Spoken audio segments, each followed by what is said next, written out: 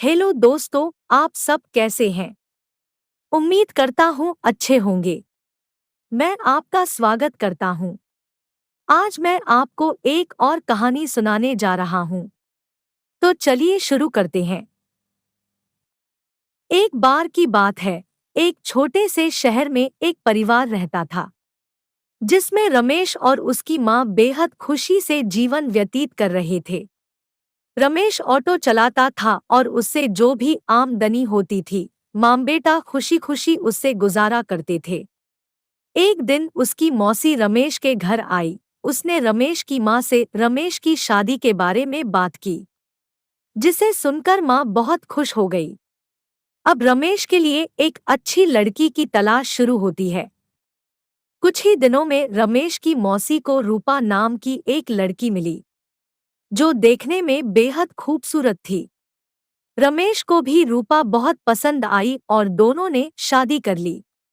शादी के बाद कुछ दिन बेहद खुशी से बीते, लेकिन रमेश और उसकी माँ को रूपा के बारे में यह नहीं पता था कि रूपा कितनी लालची लड़की है।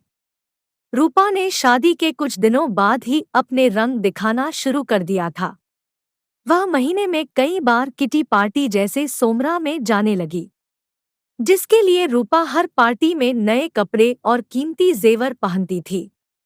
जब रूपा के नए गहने और कपड़े खत्म हो जाते थे, तब रूपा अपने पति की कमाई से नए कपड़े और गहने खरीद लेती थी, जिससे रमेश के घर में झगड़ा शुरू हो गया था। कई बार ऐसा होता कि महीने का राशन लाने के लिए जो भी पैसे होते थे, उन पैसों से रूपा अपने लिए कपड़े और गहने खरीद लेती थी। एक दिन रमेश ने कहा, रूपा, अपने नए कपड़े और गहने खरीदने में इतना पैसा बर्बाद करने का क्या फायदा है?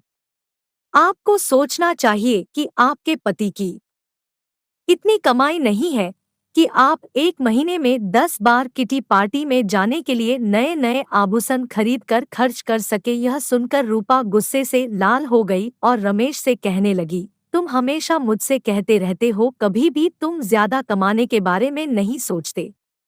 यदि तुम ज्यादा ऑटो रिक्शा चलाते तो ज्यादा कमाई होती और आज मैं आराम से नए नए कपड़े पहन सकती। यह कहकर रूपा अपनी सास के पास जाती है और कहती है, माजी, जो गहने आपके पास हैं, मुझे दे दो, मैं इसे पहनकर पार्टी में जाऊंगी। रमेश की माँ ने पूरी बात सुनने के बाद कहा कि पुराने जमाने में सभी बहुएं अपने जेवर सास को देती थी, लेकिन तुम मुझसे गहने मांग रही हो। रूपा ने कहा, तुम गहनों का क्या करोगी, मुझे दे दो। अंत में रमेश की माँ ने भी अपने सारे गहने रूपा को दे दिए और रूपा उन गहनों को पहनकर किटी पार्टी में चली गई। इधर रूपा के जाने के कुछ देर बाद ही घर में रमेश की मौसी आ गई। उसने रमेश की माँ से रूपा के बारे में पूछा तो माँ ने रूपा के बारे में सारी बातें बताईं। यह सुनकर मौसी ने रूपा को सबक सिखाने की सोची। रूपा की सास भी इस खेल में शामिल हो गई। रमेश की चाची घर का सारा राशन और सामान अपने घर ले गई और थोड़ी देर में अपने सारे गहने और नए कपड़े ले आई। गहने और कपड़े लाकर उन चीजों को घर की अलमारी में और कुछ को रसोई में रख दिया और अपने घर जाने लगी। जाते समय रूपा की सास से कहा कि जब रूपा घर आएगी तो यह जेवर देखकर वह तुमसे कुछ पूछेगी, तुम उसका अच्छे से उत्तर देना। उसके कुछ ही समय बाद रूपा किटी पार्टी से घर आई और अपनी अलमारी में सभी नए गहने देखकर बहुत खुश हुई। लेकिन शाम को जब रूपा रसोई में खाना बनाने गई तो उन्हें फिर से राशन के डिब्बे में नए गहने मिले, जिसे पाके रूपा की खुशी का कोई ठिकाना नहीं था।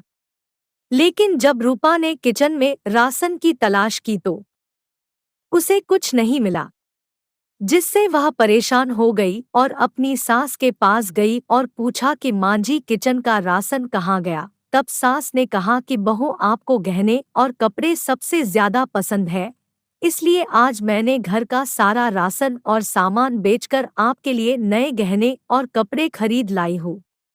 अब आप इसे पहन सकती हो और पार्टी में जा सकती हो। यह सुनकर रूपा ने कहा कि ठीक है, मगर खाने के बिना मैं गहनों और कपड़ों का क्या करूंगी? तो सास ने फिर जवाब दिया कि अब खाना खाने की क्या जरूरत, तुम्हें अपनी सबसे प्यारी चीज मिल गई है, तुम्हें इसमें खुशी होनी चाहिए। यह सुनकर रूपा को अपनी हरकत पर पछतावा होने लगा। तभी रमेश की मौसी भी आ गई। उन्होंने यह भी कहा कि यह सब मैंने आपको समझाने के लिए किया है कि केवल नए कपड़े और आभूषण जरूरी नहीं है, इसके अलावा दुनिया में भी बहुत कुछ होता है।